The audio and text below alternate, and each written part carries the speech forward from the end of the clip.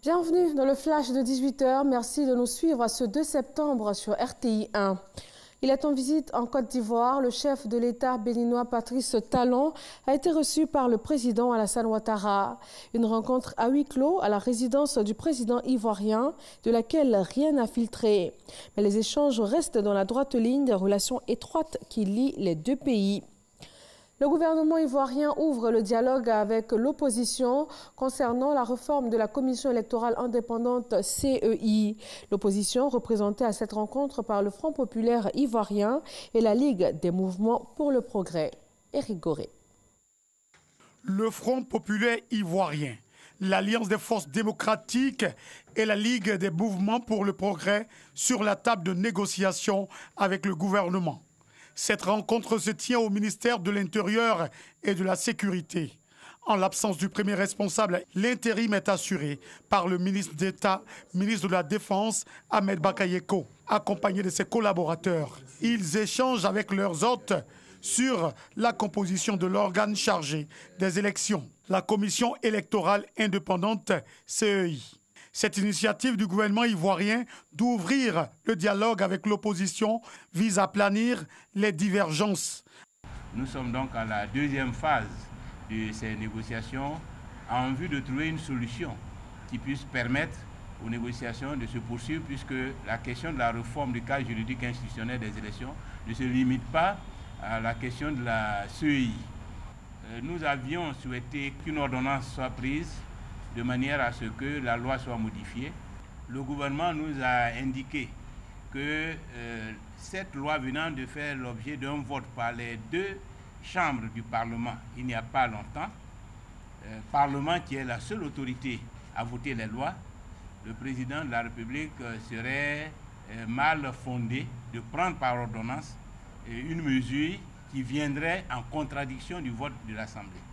Ce qui peut être fait pour améliorer la présence de l'opposition devrait être examiné dans le sens du choix du président de la CEI et de la présence de l'opposition dans le bureau de la CEI. Cette tribune est offerte par le gouvernement. Elle donne la possibilité à ces partis politiques de faire des propositions et d'exprimer leurs différentes opinions. Le programme social du gouvernement se penche sur la question de l'employabilité de la jeunesse ivoirienne. La deuxième phase de l'opération Agir pour les jeunes vise à insérer 19 000 jeunes dans le tissu professionnel. Et l'opération va coûter 10 milliards de francs CFA. Fermeture des gares anarchiques dans le district d'Abidjan. Le préfet d'Abidjan a échangé avec les collectivités locales et leurs acteurs dans le transport routier. Des propositions ont été faites en vue d'assainir le secteur, et cela dans chaque commune de la capitale économique ivoirienne.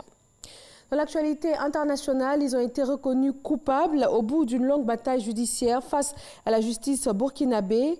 Condamné à 20 ans de prison ferme, le général Gilbert Diendéré, ex-bras droit de l'ancien président Blaise Compaoré, était accusé d'attentat à la sûreté de l'État, de meurtre, coups et blessures et d'incitation à commettre des actes d'indiscipline.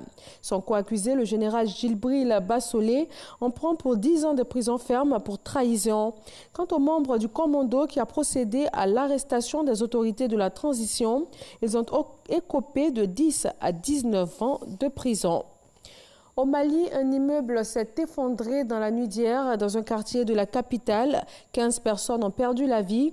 L'immeuble inachevé abritait quelques dizaines de personnes. Et ce lundi, une équipe de sapeurs-pompiers poursuit les recherches sous les décombres. Une cellule de crise, notamment composée du ministre de la Sécurité et du gouverneur, a été créée afin d'organiser les secours. À Hong Kong, la rentrée universitaire est fixée à aujourd'hui lundi et la rentrée universitaire pour demain mardi.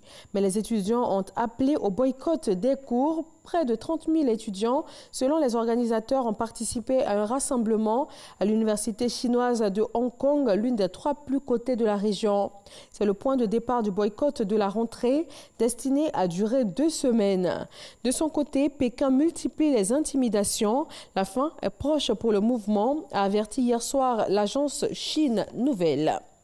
Voilà, merci de votre attention. Rendez-vous à 20 h.